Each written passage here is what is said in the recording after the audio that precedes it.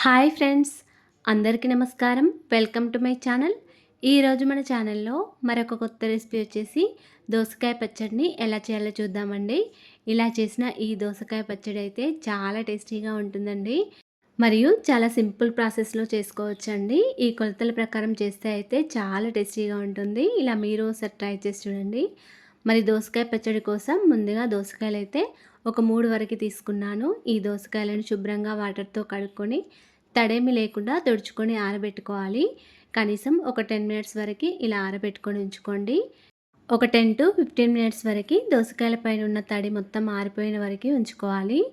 తర్వాత దోసకాయను ఇలా మొదలు చివర్లు కట్ చేసుకోండి.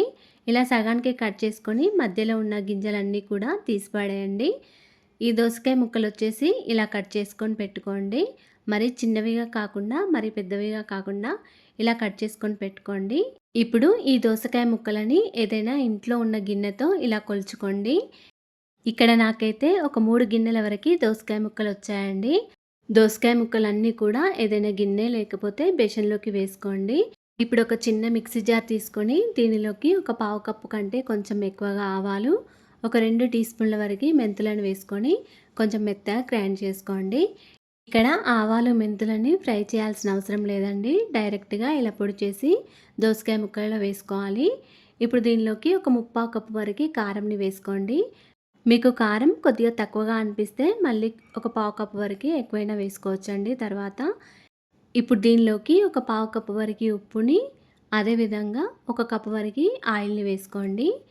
పచ్చళ్ళలోకి పల్లి నూనె వేస్తే చాలా టేస్టీగా ఉంటుందండి.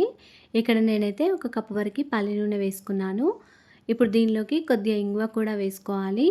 ఇలా ఇంగువ వేసిన తర్వాత పచ్చడి అంతా కూడా బాగా కలుపుకోవాలండి. మనం వేసిన అన్ని ఇంగ్రీడియంట్స్ కూడా పచ్చళ్ళలో కలిసే విధంగా బాగా కలుపుకోవాలండి. ఈ దోసకాయ పచ్చడిలోని టేస్ట్ అంతా కూడా ఆవపిండిలోనే ఉంటుందండి. ఆవపిండి కరెక్ట్గా వేస్తే మనకి దోసకాయ పచ్చడి అనేది చాలా టేస్టీగా వస్తుంది. ఇప్పుడు దీనిలోకి ఒక నిమ్మకాయని తీసుకొని నిమ్మరసం పిండేసుకొని వేసుకోండి. ఇలా నిమ్మరసం వేసిన తర్వాత ఒక 10 వరకు వెల్లుల్లి రెబ్బలను పొట్టు తీసి ఇలా కచ్చా పచ్చాగా దంచుకొని వేసుకోండి.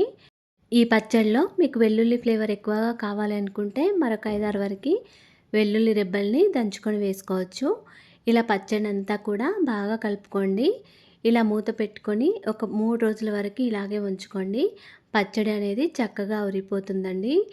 ఒక 3 డేస్ తర్వాత నేను చూపిస్తున్నాను. ఇలా ఆయిల్ అంతా కూడా పైకి తేలి మనకి పచ్చడి అనేది చాలా టేస్టీగా వస్తుంది. పచ్చడి మనకి పెట్టిన రోజు కాకుండా ఒక 3 డేస్ తర్వాత వేడివేడి అన్నంలోకి వేసుకొని తింటే చాలా టేస్టీగా ఉంటుందండి. మీకు ఆయిల్ ఏమైనా తక్కువగా అనిపిస్తే మరి కొంచెం ఆయిల్ వేసుకొని కలుపుకోవచ్చు. ఈ పచ్చడిని మనం పోపు వేయాల్సిన అవసరం లేదండి.